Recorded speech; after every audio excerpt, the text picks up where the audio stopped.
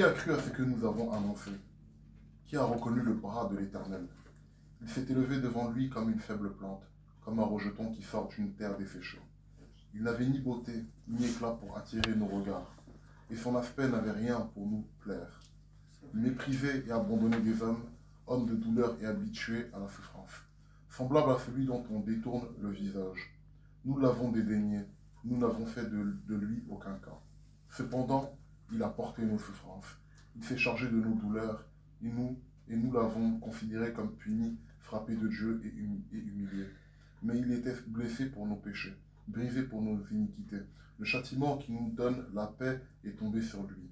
Et c'est par ses meurtrissures que nous sommes guéris. Amen. Nous étions tous errants, comme des brebis. Chacun suivait sa propre voie. Et l'Éternel l'a frappé pour l'iniquité de nous tous. Il a été maltraité et opprimé, et il n'a point ouvert la bouche. Semblable à un agneau qu'on mène à la boucherie, à une brebis muette devant ceux qui l'attendent. Il n'a point ouvert la bouche. Il a été enlevé par l'angoisse et le châtiment, et parmi ceux de sa génération, qui a cru qu'il était retranché de la terre des vivants et frappé pour les péchés de mon peuple. On a mis son sépulcre parmi les méchants, son tombeau parmi les riches, quoiqu'il n'eût point commis de violence, qu'il n'y eût point eu de fraude dans sa bouche. Il a plu à l'Éternel de le briser par la souffrance. Après avoir livré sa vie en sacrifice pour le péché, il verra une prospérité et prolongera ses jours.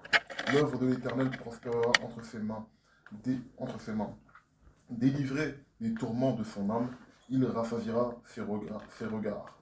Par sa sagesse, mon serviteur juste justifiera beaucoup d'hommes, et il se chargera de leurs iniquités. C'est pourquoi je lui donnerai sa part avec les grands. Il partagera le butin avec les puissants, parce qu'il s'est livré lui-même à la mort, et qu'il a été mis au nombre des malfaiteurs, parce qu'il a porté les péchés de beaucoup d'hommes, et qu'il a intercédé pour les coupables. Amen. Amen. Dans le nom du Seigneur soit béni. Amen. Pourquoi je choisis ce passage? Parce que ce passage est la prophétie du prophète Ésaïe, en son temps, qui avait prophétisé sur les souffrances de Christ. C'est l'un même des prophètes, même dans la Bible, quand on lit vraiment son livre, on s'aperçoit qu'il a vraiment relaté la souffrance vraiment de Jésus. Amen. Et nous savons que cette table qui est dressée là ce matin, pour nous, en fait, c'est le corps et le sang de notre Seigneur. Amen. Amen. Qui est représenté. C'est un symbole qui est représenté. Parce que nous voyons bien que sans le sacrifice de Jésus-Christ, cette table-là n'aurait pas eu lieu. Amen. Sans le sacrifice de Jésus, sans sa volonté à lui de se donner pour nous, nous n'aurions pas eu droit à cette table. Amen. Mais ce matin, le Seigneur nous appelle à cette table. Amen. Peu importe ce que tu as pu faire tout au long de cette semaine, peu importe ce qui s'est passé, le sang de l'Éternel Jésus-Christ a coulé pour nos fautes. Amen. Et il nous a justifiés vraiment de tous nos péchés. Et l'ennemi, des fois, il nous murmure dans notre esprit, dans notre oreille, toujours à nous culpabiliser. Toujours la culpabilité. Et nous ne devons pas l'écouter. Amen. Amen. Car celui qui l'a vaincu, il y a plus de cela 2000 ans, c'est Jésus-Christ. Amen. Voilà pourquoi, des fois, il n'est même pas nécessaire même de chasser les démons, parce que l'Éternel lui-même, en fait, l'a déjà fait. C'est vrai qu'il y a des prières, des fois, de combat. Et effectivement, il faut chasser les démons, mais Dieu est tout-puissant, en fait. Jésus est tout-puissant. Amen. Il ne faut pas se concentrer que sur cela, non. Le sacrifice qu'il a fait à la croix, en fait, a exposé les œuvres de l'ennemi. Amen. En fait, et Amen. les a fait chuter.